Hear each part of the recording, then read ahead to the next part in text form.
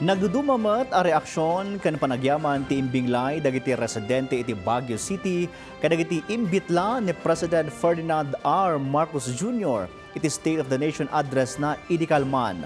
At the report ni Christine Bornolla-Sabaway. May sa atinalanta ni President Ferdinand R. Marcos Jr. iti State of the Nation address na dagiti programa nga impatungpal ti nasyonal na gobyerno tapno matulungan dagiti jeepney driver.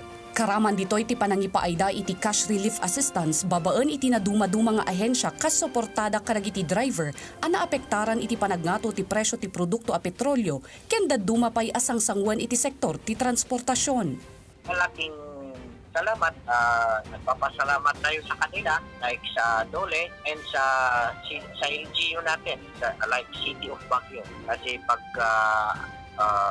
pagtaas ng presyo ng crude oil sila ang unang nagbigay ng financial assistance sa ating mga drivers.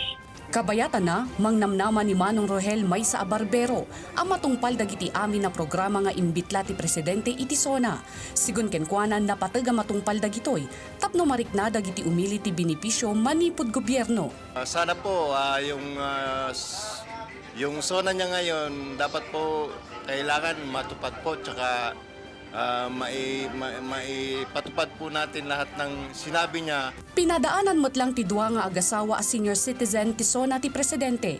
Mangnamnamad nga ituloy ti Presidente dagiti programa para kadagiti natataengan kas ti panangipaay iti libre nga agas ken dadumapay a serbisyo para iti salunat.